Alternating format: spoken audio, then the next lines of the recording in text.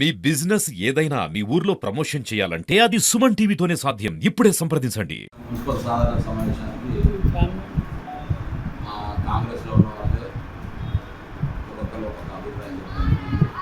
అదేవిధంగా టీఆర్ఎస్ సంబంధించి లేదా బీజేపీకి సంబంధించి కూడా వాళ్ళు రకరకాల అభిప్రాయాలు చెప్పడం జరిగింది. ఇలా ఆటో డ్రైవర్ల జీతం ఇది వాస్తవంగా కూడా కమిషనర్ గారిని నేను ఏదైనా ప్రిపేర్ చేసినప్పుడు పేరు వాళ్ళని ప్రిపేర్ చేసినప్పుడు ఆయన చేసినప్పుడు ఆయన చెప్పడం ఇవన్నీ కౌన్సిల్ సభ్యులందరూ కూడా కావాల్సిన కొద్ది మనం వాళ్ళకి పెడితే బాగుంటుంది అని చెప్పారంటే ఇవన్నీ ఎమర్జెన్సీ పనులు చేసి ఆమోదం తీసుకుంటే అంటే మీటింగ్ వారు అందరితో పెద్దలతో కూడా నేను మాట్లాడినా ఇదని చెప్పని కమిషనర్ గారు డీ గారు చేసుకోవాలని చెప్పి ఇది వాస్తవంగా కూడా ఒక పక్క మీటింగ్లో అయినా జనరల్ ఫండ్ లేదంటే ఇంకా పెట్టాల్సిన అవసరం లేదు. ఇవన్నీ జనరల్ ఫండ్ ఇన్ని లక్షల రూపాయలు ఖర్చు పెట్టాల్సిన అవసరం లేదు. ఇది కమిషనర్ గారు డీ గారు అసలు డిస్కస్ చేయకుండా ఏ విషయం కూడా డిస్కస్ చేయకుండా చేసుకుంటూ పోతామని నేను చాలా ఉపయోగపడుతుంది.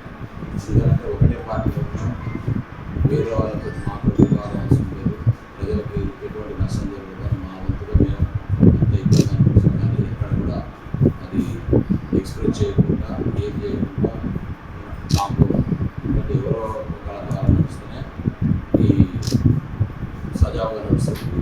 లక్షలాది మందికి సంబంధించిన మున్సిపాలిటీ ఎవరికైనా అసౌకర్యం కలగొద్దు, ఇబ్బంది కలగొద్దు అనేది ఇది ఒక్కటైతే వాస్తవం ఎవరు వాళ్ళని చేసిన మీరందరూ కూడా ఉన్నారు మీటింగ్లో. నేను క్లియర్గా చెప్పిన మీటింగ్ ఏదైనా మళ్ళీ ఒక రోజు మాట్లాడుతున్నా ఇప్పుడు అంతా ఇది కాదు, నెక్స్ట్ మీటింగ్లో నెక్స్ట్ తర్వాత మాట్లాడదాం అని చెప్పినా కావాలని ఇప్పుడే మాట్లాడాలని చెప్పి ఇవన్నీ వద్దన్నప్పుడు చైర్మన్ గారు ఏకపక్షం ఏ ఏకపక్షం పెడితే కమిషనర్ గారు కూడా ప్రజలందరూ కూడా చూస్తున్నారు. అందరూ చూస్తున్నారు. గత 8 నెలలుగా ఏం జరుగుతుంది, ఎవరు చెప్తే ఇంటున్నారు అనేది ఎవరి మాట నేనే డైరెక్ట్గా మీటింగ్లోనే చెప్పడం జరిగింది. కమిషనర్ గారు డీ గారు నాతో ఏది చర్చ చేయట్లేదు, చర్చ చేస్తున్నట్టయితే బాగుండేది. నాకు కొద్దిగా అనుభవం ఉంది, కౌన్సిలర్గా నేను పర్యాలు పనిచేసిన ఇది చైర్మన్ 3వ అవకాశం మా కుటుంబ ఉన్నది. దానికి తగ్గట్టుగా సలహాలు ఇద్దాం. వాళ్ళు ఈ రోజు వరకు మీటింగ్లో వరకు కాకేలేదు మా దగ్గర అనేది చెప్పలేకపోయారు. ఏ విషయం డిస్కస్ చేయలేదు. వాళ్ళు తీసుకొచ్చినప్పుడు నేను సంతకం పెట్టి ఇచ్చిన మాట 100% వాస్తవం. మేము కూడా నిన్ననే కౌన్సిలర్లు కొద్దిమంది సాయంత్రం 10-15 మంది కౌన్సిలర్లు కూడా ఏంది ఇట్లా పెడితే ఎట్లా అని అంటే మనమే మీటింగ్ పెట్టి మనమే ఆప్షన్ చేస్తే బాగుండదు. వాళ్ళందరూ కూడా ఏం చేయాలంటే ఇది జనరల్ ఫండ్ లేదని బిల్స్ ఆపుతున్నారు, ఏం పనులు చేయట్లేదు, కానీ ఇట్లా జనరల్ ఫండ్ దుర్వినియోగం అయితే ఎట్లా అని అంటే మనమే ఏజెండా ఇష్యూ చేసి మనమే ఆపితే బాగుండదు అని అన్నారు. నేను ఆ ఉద్దేశంతో కూడా మీటింగ్లో కూడా లేట్ అయితే మళ్ళీ ఒకసారి అన్ని కూలంకుషంగా చర్చిద్దామనంటే మీటింగ్ మాట్లాడదామని అందరికీ ఎందుకు మరొకసారి గవర్నర్ శాసన తీసుకెళ్ళి ఆయన ఏది పెట్టమంటే అందరినీ కూర్చోబెట్టి ఎందుకంటే ఆయన కాంగ్రెస్ పార్టీ ఇక్కడ ఉన్నాడు, ఆయన ఏది పెట్టమంటే మా వైపు నుంచి ఎటువంటి ఇబ్బంది లేదు, జనరల్ ఫండ్ లేదు అంటున్నారు. నాకు కూడా అర్థం కాదు అసలు ఏం చెప్పాలన్నది అర్థం కాదు. జనరల్ ఫండ్ లేదంటున్నారు, మన రూల్స్ లేమంటున్నారు, మాకు జీతాలు కావాలి, నెల జీతం ఉండేవాళ్ళు ఎవరికి పేమెంట్ చేసేది పెద్దగా లేదంటారు. మళ్ళీ మన దగ్గర డబ్బులు 430 కోట్లు 40 కోట్లు తీసుకున్న వాళ్ళని మున్సిపాలిటీలో కూడా మన దగ్గర ఏది నాకు కూడా అర్థం కానీ అయోమయ పరిస్థితిలో ఉన్నాం. నేను సాయంత్రం వారి యొక్క కమిషనర్ గారితో కూడా మాట్లాడా ఏంది క్లారిటీగా అకౌంటెంట్ గారిని కమిషనర్ గారిని డీ గారిని ఏంటనేది నేను ఒకసారి వివరాలు తెలుసుకొని ఒకసారి మీ అందరికీ మీ ద్వారా ఇప్పుడు తీసుకుంటున్న ఉన్న చైర్మన్తో సహా ఉన్న 42 మందిని కూర్చోబెట్టి మాట్లాడి చేస్తున్నారు. కానీ ఏది కూడా ఒక్కటి కూడా ఎవరు కూడా తప్పు చేసేది తప్పు చేయలేదు. ఎమ్మెల్యే మాటల ఎవరు తప్పు చేసిన ఆయన కూడా ఆయనకు ఎక్కడ మాట్లాడుతూ చేస్తారు. మున్సిపల్ కౌన్సిల్ సాధారణ మీటింగ్కి మరి కౌన్సిలర్స్ అందరం కూడా చైర్మన్ కమిషనర్ వీరందరూ కూడా రావడం జరిగింది.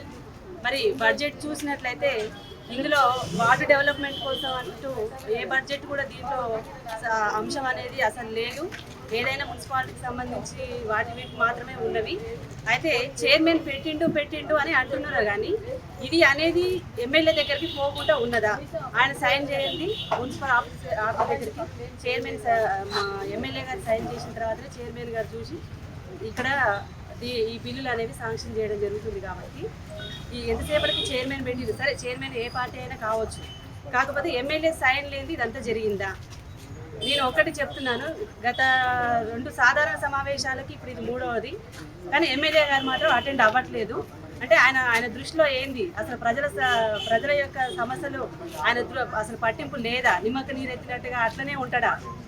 నేను చూస్తున్నా ఈరోజు ఎమ్మెల్యే గారు వస్తారేమో, అసలు వార్డు డెవలప్మెంట్ కోసం తను ఏమన్నా మాట్లాడతాడేమో. నేను గెలిచిన కానీ 10 నెలలు అవుతుంది సార్ గెలిచి, నేను ఒకసారి విందామనే ఆలోచనతోటి నేను చూస్తున్నా. కానీ ఎప్పటికి కూడా ఎమ్మెల్యే గారు అసలు మిర్యాలగూడ పట్టణాన్ని ఎట్లా అభివృద్ధి చేద్దామనే విషయం గురించి కూడా అసలు ఎక్కడ కూడా మాట్లాడిన దాఖలాలు లేవు. ప్లస్ ఇంకొకటి ఏంటంటే వార్డు డెవలప్మెంట్ కోసం కౌన్సిలర్స్లకి ఎట్లా చేయూతనిస్తా అనేటువంటి సన్నివేశాలు కూడా మాట్లాడినటువంటి సన్నివేశాలు ఎక్కడ కూడా మాకు కనిపించలేదు.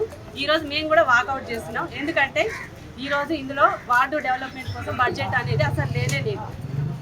ఇందుకోసం మేము ఈరోజు వాకౌట్ చేయడం జరుగుతుంది. సాధారణ సమావేశానికి మా కాంగ్రెస్ కౌన్సిలర్లు అంతా హాజరై పట్టణంలో ఉన్న సమస్యలన్నిటి మీద చర్చించి అధికారులందరూ కూడా పార్టీలకు అతీతంగా అన్ని వార్డులలో ఎవరికి ఇబ్బంది కలగకుండా పనులు చేయాలని చెప్పేసి సూచించడం జరిగింది. ఈరోజు ఈ ఎజెండాలో పలు అంశాలలో గత ప్రభుత్వంలో చేసిన లోపభూయిష్టమైన అన్నీ కూడా ఈ ఎజెండాలో పెట్టినందుకు నిరసనగా కొన్ని అంశాలని ఆమోదించకుండా ఆటో డ్రైవర్ల జీతాలని, అదేవిధంగా పట్టణంలో ఎల్ఈడి లైట్స్, స్ట్రీట్ లైట్స్ మొత్తం వాటి మెటీరియల్ కొరకు ఆ 2 అంశాల మీద ఈరోజు ఆమోదించడం జరిగింది.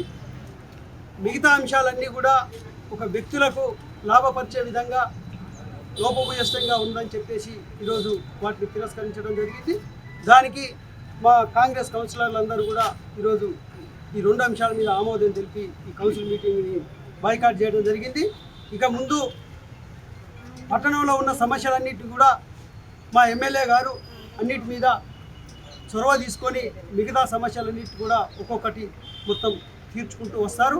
మొన్ననే మీటింగ్ పెట్టి ఇక్కడ అధికారులకు సబ్ కలెక్టర్తో మీటింగ్ పెట్టేసి అధికారులకు అందరికీ కూడా సూచించడం జరిగింది. పట్టణంలో ఏ విధమైన ఇబ్బంది అయినా నాకు తెలియజేయండి, నేను చేస్తా అని చెప్పేసి నిధులు ఇప్పుడు దాదాపు 44 కోట్లతోటి సీసీ రోడ్లను తీసుకొని వచ్చిండు టీయూఐడి నిధుల కింద.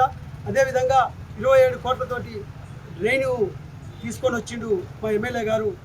ఇన్ని నిధులు తెచ్చినందుకు మా ఎమ్మెల్యే గారికి మా కౌన్సిలర్ అందరూ తరఫున కృతజ్ఞతలు తెలియజేస్తూ ఉన్నాం.